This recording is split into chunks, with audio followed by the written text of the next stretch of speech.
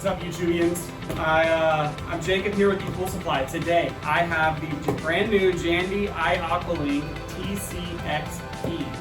So stay tuned. We're gonna rifle this thing, see what's going on inside this box that's open, and we're gonna show you all about it and how simple this thing is to install to automate your pool system. Stay tuned.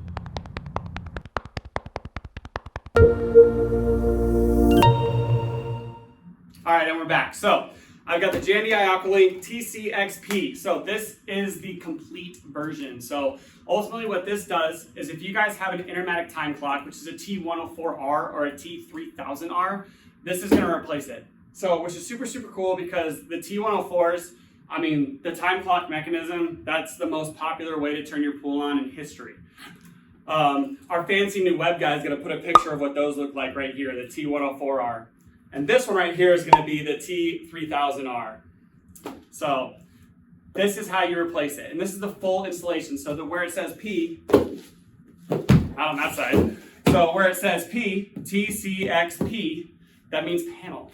So this one comes with the entire panel. So again, I'm going to show you right here what the TCXP looks like. And there's also a TCX conversion. So I want to show you what that one looks like. So the conversion comes with no panel. Virtually the same thing. No panel, probably just a price point a little bit cheaper. So to start, let's dive in. Open the box.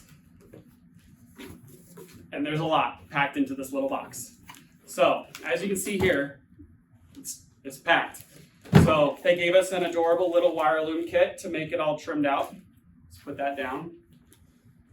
I'm gonna put it down on this side because it probably looks better on camera. I have an anchor kit. I have an installation and operation manual.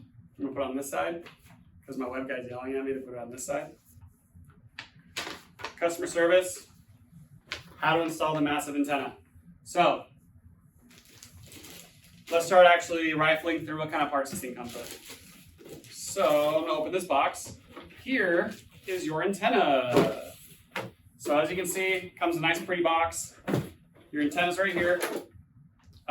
Pretty beefy actually, it's like the size of the other unit down there, but the range on this thing is incredible. So I'm gonna put this off to the side, and what we're gonna do is we're actually gonna come back to it.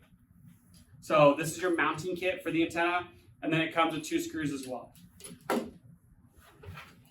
And a door hanger. So the door hangers are usually for your pool guys for when they install these things. It's got your serial number, how to download the iAquaLink app, how to walk you through setting it up, and then it just says professional installers and leaves you. If you're not home, they're going to clip this on your door, but try to be home. There's a lot of walkthrough on the programming side. So I'm going to put this down here. This comes with 2 temperature sensors. So kind of cool. One tests your air temp and the other one tests your water temp. So that'll be how like your system turns on, turns off, shows you your water temp, and your air temp in case there's like a freeze as well. It's going to turn your pool pump on and off. But at the same time, your home screen on the iAquaLink app is going to show you your water temp and your air temp, so you can always know what those are. So put those in there. This guy's cool.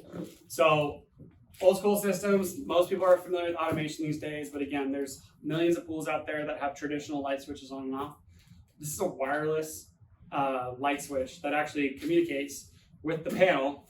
So that way, if you guys have a colored light or any type of light, it'll actually sync it to whatever color you want with the Jandy pool light. I think they integrate with Pentair and Hayward pool lights as well now.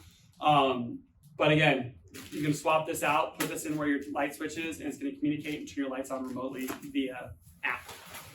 So now the beast. The panel's the last part, so I'm going to take the box, put it down here, because it's kind of in the way. So now let's just unwrap this thing like it's Christmas morning. And as you can see here, a brand new can. So the reasoning to go with the brand new can versus the conversion kit is the conversion kit's great if you have an old T104M or a T104R, the complete housing, or the T3000R, which I believe the 3000R is the big panel, so you're gonna have to go with the conversion kit anyways.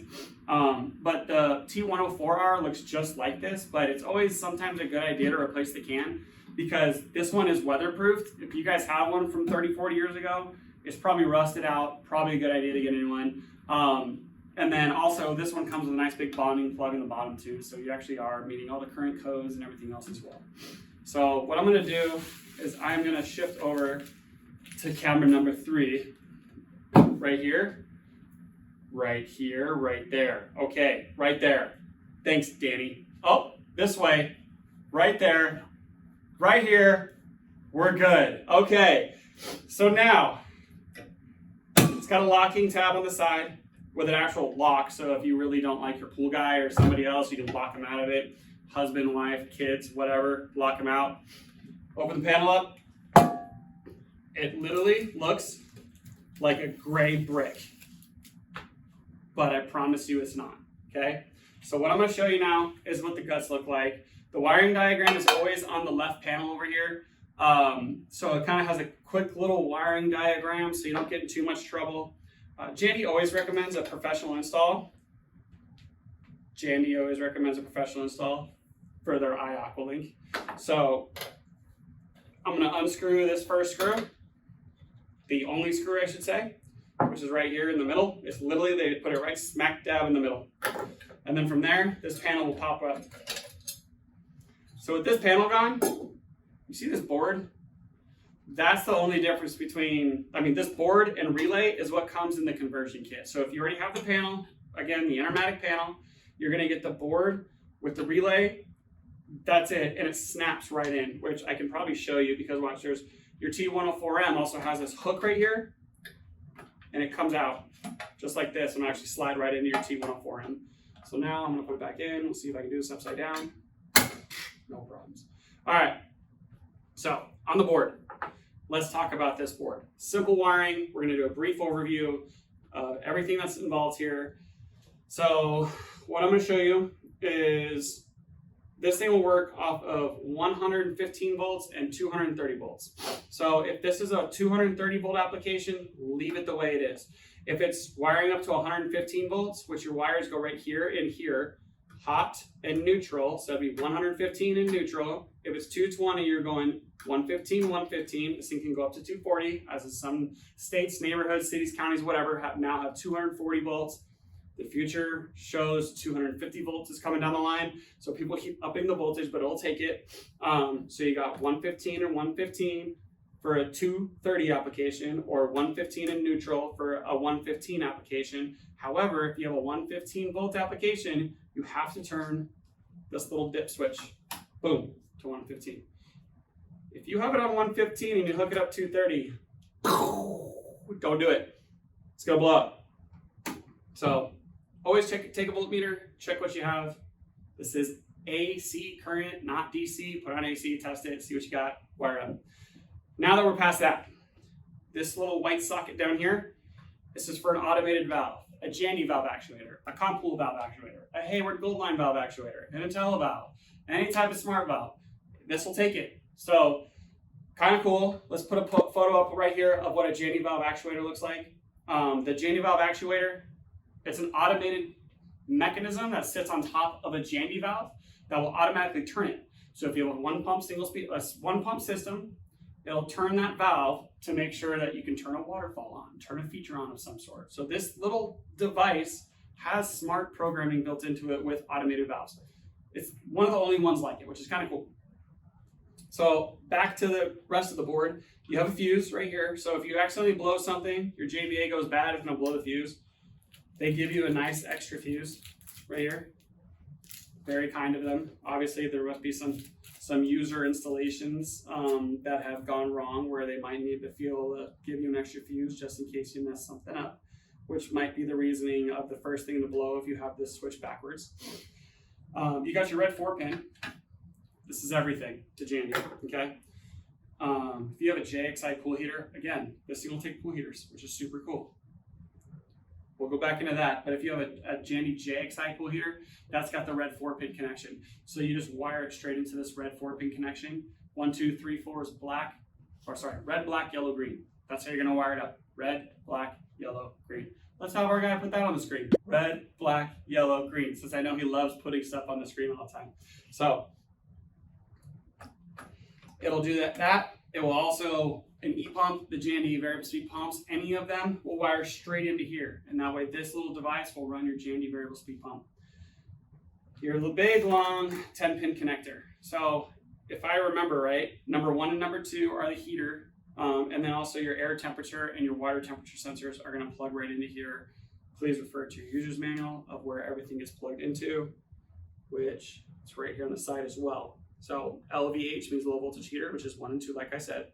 Solar plugs into 3 and 4, then water, then air, then the spare means nothing. They give you an empty slot here because your antenna comes with one. So your antenna is going to wire up and plug straight into there. And that's how your antenna is going to get power and communicate with the board. So now that I'm done pretty much with the overview of this, I'm going to put this off to the side and work our way to the antenna. So as for the antenna, this is your heads-up display. What this is we've got auto, quick clean, service, and timeout. Quick clean is going to be a mode that you program for how long you want that thing to clean. It's like a storm's coming in, you put it quick clean, boost your pump to high speed for maybe say an hour. Service means it's going to disconnect everything permanently. And a service, like pool guy will do that. It's usually if there's a problem. Timeout's going to be a 3-hour delay. So where you put in timeout, clean your pool, 3 hours later, everything goes back to normal. Filter pump, you can turn it on here. Bluetooth to phone, so that's also how a service guy can access this. But also when you set this up, I believe initially, Bluetooth to phone is what you want to connect to wirelessly transmit to the app. But again, the iAquaLink app will walk you through that whole process. And we're actually going to have another YouTube video on how to program this thing start to finish. So stay tuned for that. LAN and web. LAN means it's connected to your local router. Web means it's connected to iAquaLink servers. Yeah, it's a lot. So I'm going to use my Jandy one for this. I'm going to take this screw off so I can show you what's behind door number 2. Take this guy off. I have a red 4-pin connector, an air sensor, which is kind of crazy. I guess they want to know if this thing's going to freeze or not. This is going to be hard to see, which maybe I can ask Danny if he can see this. Can you see what's inside here? Okay, I think you can. So, and if not, we'll put a picture up. But as you can see here, there's something that says 12-volt DC power, and then there's one that says Ethernet. So the 12-volt DC power, I would imagine that it's if you have to run this further than I believe it's 10 feet that this thing comes with. If you have to run it further, then you have to get a power adapter to make this thing work, but you can still run a communication cable. Because I don't think they want the power, which is your red and green wires on your 4-pin, to run further than 10 feet, because this is going to consume quite a bit of power. You don't want that voltage drop, because I believe it's going to actually reduce the signal strength on the Wi-Fi antenna. So I believe that there's an external power adapter. I'm guessing on this, but that makes sense in my head because I've done that before for the old touch screens and stuff like that too. Ethernet. This remote can be hardwired. So you can actually plug in your Ethernet cable. Simple. The one thing you got to remember, they tucked it in a little cavity over here. It says wired in Wi-Fi. I don't know if you can see it, it's up in there, but again, let's put another photo up on the screen of what this looks like and where it is. There's a toggle switch. Up is wired, down is Wi-Fi. So that's how you do that. And that's really all that's in this antenna. So again, the only thing you really have to worry about with a traditional install is just plugging this in to our main panel over here. Because this thing is pretty simple. I mean, it's very, very simple, which is kind of cool. So that's the antenna. Here's the actual box. I've got my 2 water and air sensors. I've got my pretty little wire loom kit that they wanted to trim stuff up with. Wireless remote. Let's see what it looks like.